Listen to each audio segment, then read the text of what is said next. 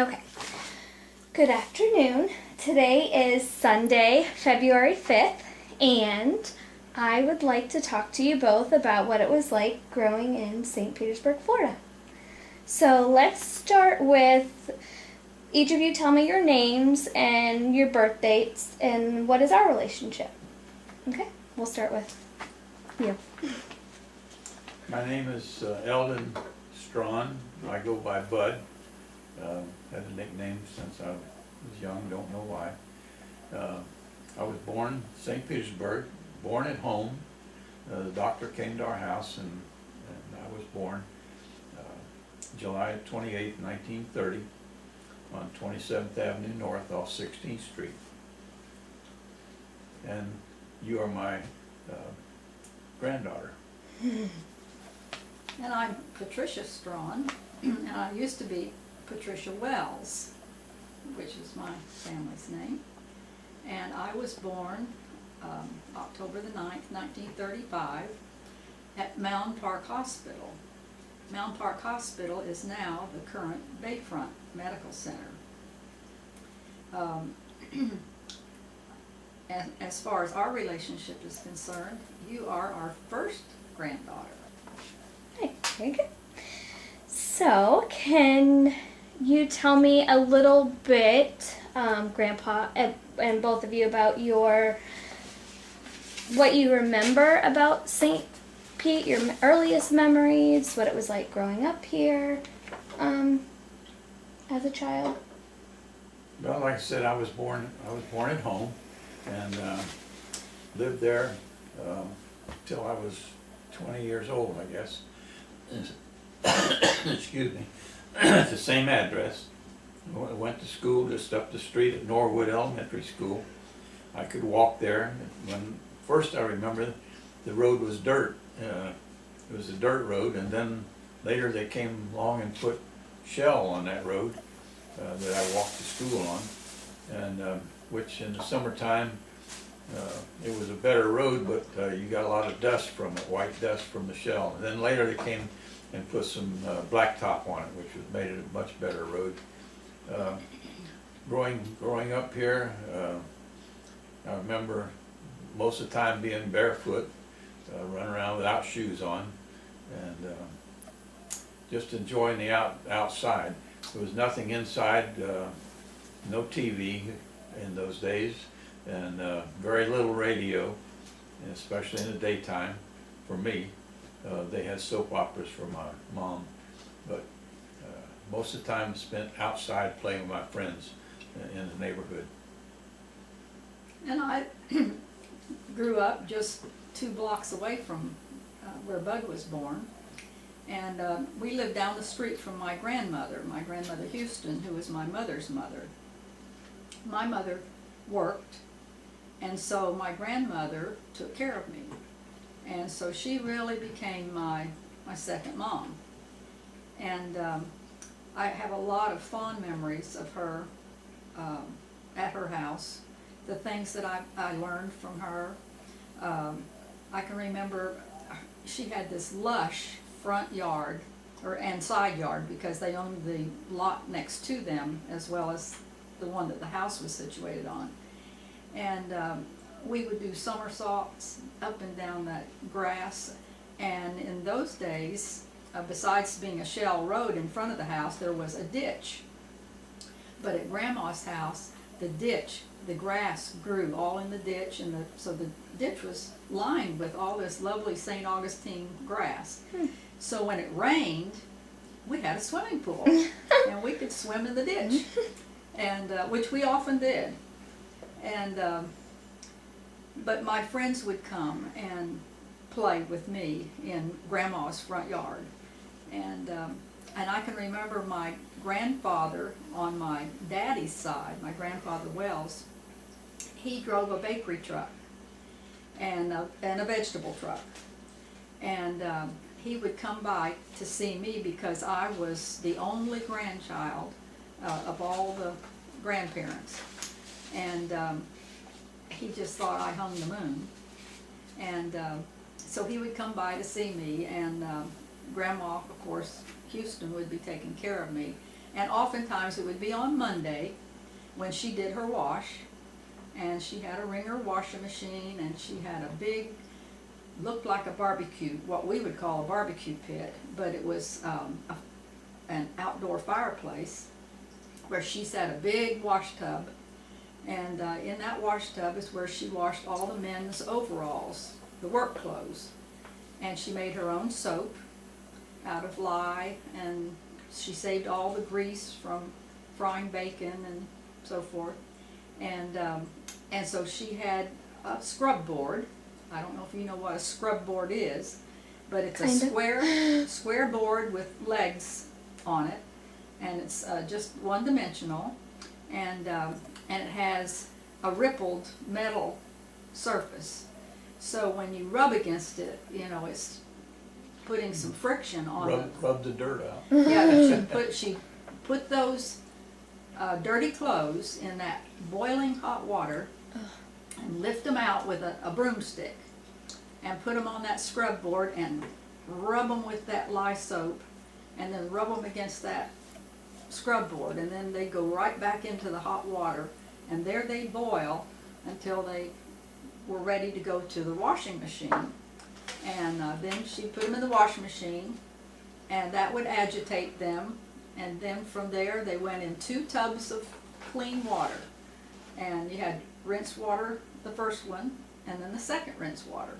And if they didn't come, if that water wasn't pretty clear when the clothes came through, then she rinsed them another time. And she usually tried to use rainwater. She caught the rainwater off the roof, and that became her rinse water. And of course it was a Ringer washer, so you had to turn the handle and force the clothes through to force the water out when they came through. So anyway, I said all of that to say that that's the day when my grandfather would come by to see me, because I would be outside playing in another tub of water, which she gave me to occupy me while she did the wash. Your own swimming pool. Had my own swimming. And then when she would hang the clothes to dry, she'd let me help. And of course I was only about 2-3 years old. And she would let me take the hankies and the dish towels, and we spread those on the grass to dry, because there wasn't enough clothesline space to hang everything. And so she wanted to put the sheets and the work clothes and the things that were harder to dry on the clothesline. With clothespins. With clothespins, right. And we had clothes props. We had a prop in the middle of each line so that they wouldn't sag and the clothes wouldn't get on the ground. And so anyway, I remember very well spreading the men's handkerchiefs and the dish towels and the dishcloths, and spread those because they were thinner fabric, and they, in that hot Florida sun, they would dry in no time. Oh, nice. I remember getting my first wagon and how much fun it was, and then as I grew older I got my first bicycle, and how hard it was for me to learn how to ride my bicycle out on that shell. The road was shell by then, but my mother said that I came in crying because I couldn't learn to ride a bike. She said, "Going back out there and you'll learn." And my dad would hold it and get me going, and I learned to ride a bicycle, and I was so happy when I So that was with a 2-wheeler. learned to ride it. And Wow. do you remember when there used to be a man that would come around to your house with a goat and a cart, and you would get in the cart, and the goat would be, he'd take your picture for it, and I don't know for how much he charged. It probably wasn't much, maybe it was 50 cents, but then he'd bring you back, and I still have that picture of me sitting in the cart getting my picture taken with the goat pulling it. Oh, wow. I think learning to ride a bicycle was everybody's big Thing to do. thing to do, you know. And I remember when I got my first bicycle, and you didn't get little bicycles like we do for children now, where you start them out with a small one and graduate. I never had a tricycle. Well, I may have had one, but if I did, I don't remember it. But anyway, I got this nice red bicycle, and I learned to ride it in no time, and I was so proud of myself. and I had taken it out to my grandmother Wells' house.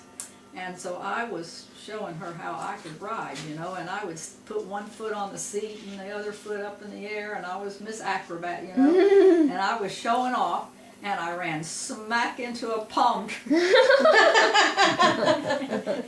And I fell off the bicycle, head over heels, you know, and of course my pride would not allow me to say I was hurt at all, you know. I got right back on and started riding again. Now, so since that you started on bigger bikes, so then maybe were you not as young as like kids today are able to get on bikes pretty early? I couldn't reach the seat. I could only stand up on the pedals. Okay, so then really sometimes age wasn't a thing. If you could manage that, then you could ride a You bike. could reach the pedals, or you could If ride. you Then could you're reach the handlebars and stand on the pedals, Right. then you could ride. Oh wow. Yeah. I remember my first dog. I guess my dad brought it home, and didn't have a name. And my brother and I had an older brother, 2.5 years older than me, and we were out on the street, and we were going to try to get the dog to run after us, and we didn't have a name, and my brother started calling the dog Bossy, and I thought that was the funniest name I'd ever heard for a dog, and I fell down laughing. It was so funny, but we had Bossy for a while, and then Bossy died, and my mother had to bury it on a rainy day. I remember Aw. that. Did you have? We always had dogs because my grandfather, my father, my uncles, they were big hunters, and so we always had bird dogs, and they would go hunting, and when they would come back with the dogs out of the woods, they would be covered in ticks. Ugh. And it was my job to sit on the back steps and pick ticks off the dogs and drop the ticks in a can of kerosene, and that way it would kill the ticks. But the dogs, in their ears and Oh. everywhere. It was just awful. And of course some of the ticks would have been on them for several days, and they were full of blood, so they were big, you know. Yeah. We use Tweezers? Tweezers Well, to you'd pick use them. your hand. I just used my fingers. Unless you got to one you couldn't get out, and then I'd have to ask my uncle or somebody to take the tweezers and get those ticks off. But Mm. my uncle, Jim, he lived at home until he was, probably 28 years old before he ever got married. And so he and I were always buddies. And he used to take me roller skating. And we would go over to Davis Island in Tampa where they had a big roller rink. And he was a really good skater. And but anyway, he taught me how to roller skate, and I thought I was somebody because I would go over there and got to put on those shoe skates because we had just regular roller skates at home that clamped on your shoes. Right. And but over there on that nice wood floor and those fancy skates, I thought I was really doing something special. And then he would skate with me, you know, and he'd skate backwards, and we'd do like a dance. And I just used to have a lot of fun with him. And I was in the I think about the 7th grade, and got a job working at the little grocery store just down the street, Ward's grocery store, and he asked me how did I want to be paid, at the end of the week or by the day, and I said, I don't know, I guess by the day. That's what I worked. So I remember I made 50 cents. I worked about 2 hours, I guess, after school. But I got 50 cents for working those 2 hours. And I did jobs. He used to buy potatoes in 100-pound bags, and it's my job to take the potatoes and put them in 10-pound bags, weigh them up in 10-pound bags and 5-pound bags. And also we did that with sugar. I measured, he'd buy a 100-pound bag of sugar, and I would use a scoop and bag up the sugar in 5-pound. And sugar, I think I made also 2 pounds. But this was the beginning of the war, World War II. We had rationing, and you had to have tokens in order to buy meat, and you had tokens to buy vegetables, and paper was very short, and all kinds of Sugar. sugar, and cigarettes. The cigarettes were kept under the counter because we didn't sell them to everybody, just our regular customers. Well, and during the war, you couldn't buy gasoline for your cars. I mean, it was limited. wow. Everything was rationed. And tires. And I remember that my grandmother and my grandfather had a truck. Grandpa had a truck because that's what he used for work. He was a brick mason. And they also had a car. And they took the wheels, or the tires off, well, the wheels, I guess, off of that car and propped it up on jacks. And it sat that way during the whole war. And they never drove it. But they did drive the truck, and that's how they would go to get their groceries, go down to 9th Street. We lived on 16th Street, or just off 16th on 18th.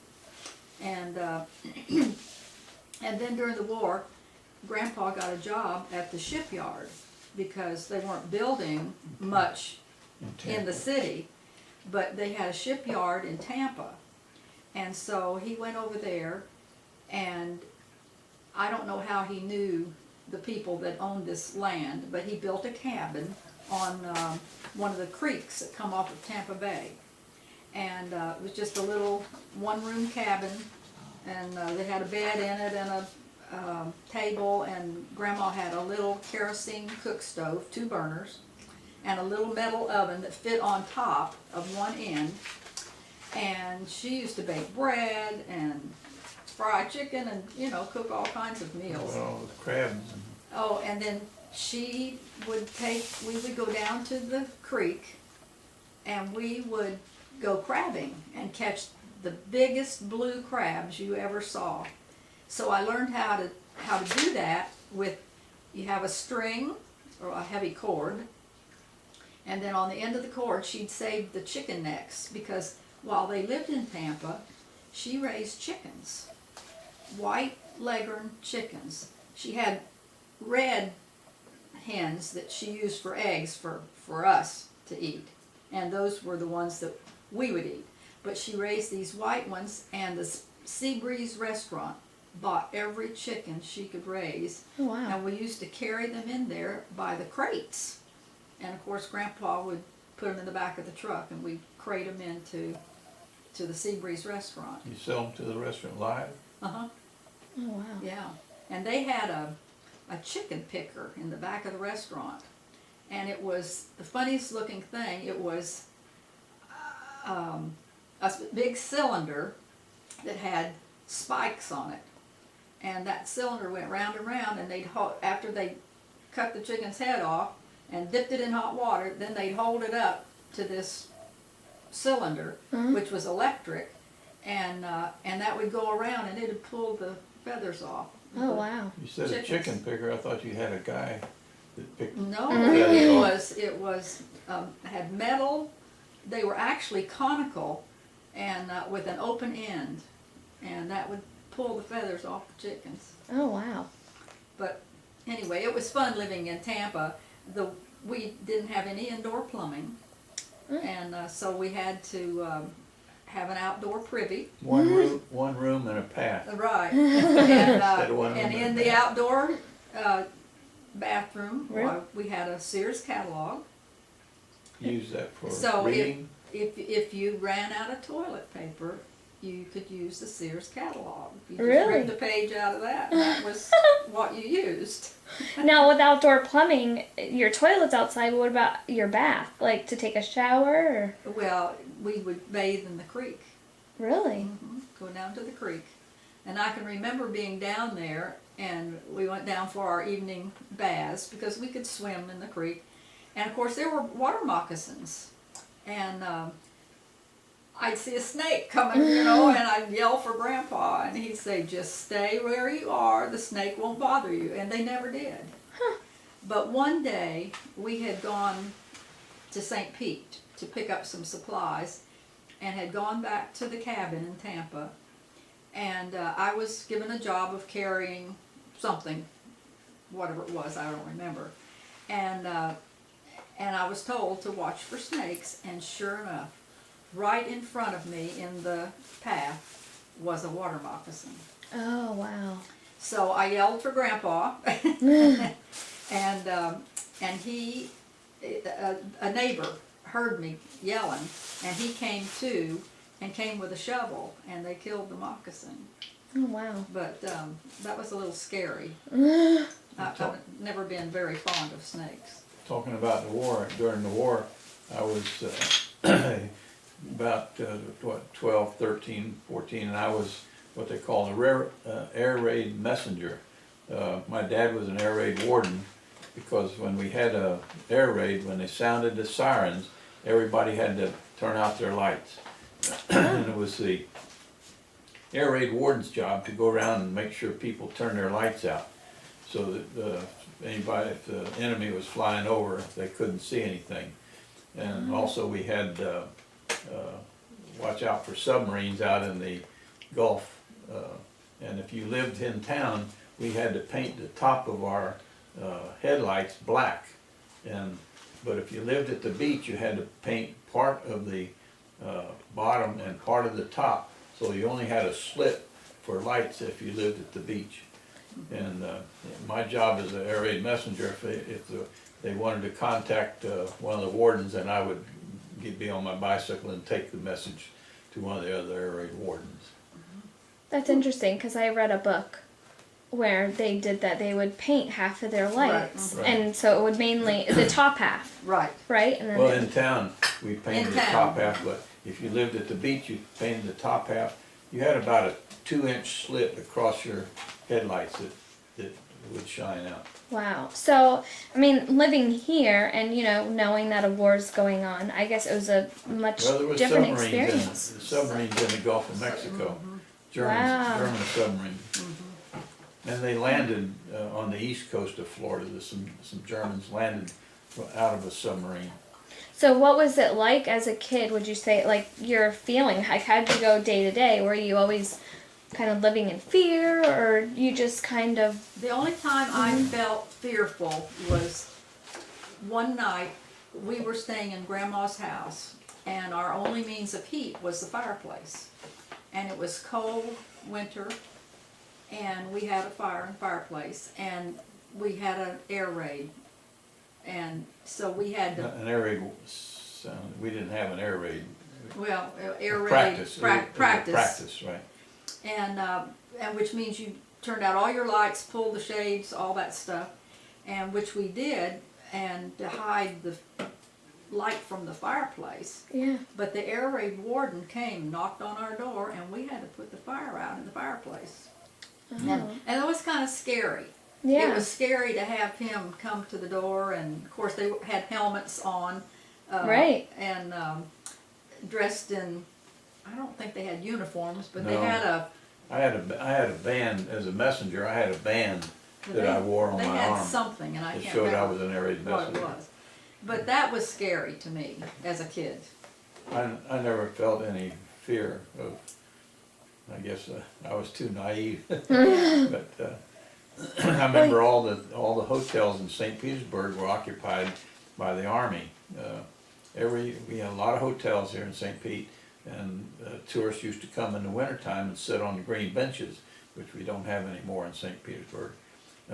All down the street, if you look at old pictures, you can see people sitting on the green benches and talking and so forth. But when the war came, the tourists didn't come anymore, and the hotels were all full of Army and men. And I remember riding my bicycle to Spa Pool, where I swam on Sunday, and soldiers standing out in front of the hotel, and they would call me over and want me to go down to a gas station and buy them some Coke, because it was hot outside. Yeah. I would bring back all I could carry in my arms, and then, of course, they paid for them, but then you could see them marching down the streets. And Wow. Well, during the war, my dad was in the war, was in the service, and both my uncles were in the service. So the only man around was my grandfather, and of course he was in Tampa working in the shipyard. But it was kind of The only time I think I ever really knew much about the war is we would go to the movies a lot because my mom loved the movies. Sometimes we'd go to one movie and see it and then go to another theater and see another movie. But you always got to see a newsreel. And, Oh. and the newsreel would update you on the war. Oh, wow. And so even though my dad and uncles were away, Dad was in the Navy and my uncles were in the Coast Guard. And my uncles actually patrolled the Gulf and the Atlantic side of Florida. Well, the one of them was in the Coast Guard, but he was over on the Far East and Right. Guadalcanal, places like Right. that. My Uncle Cliff, he was in, he was on a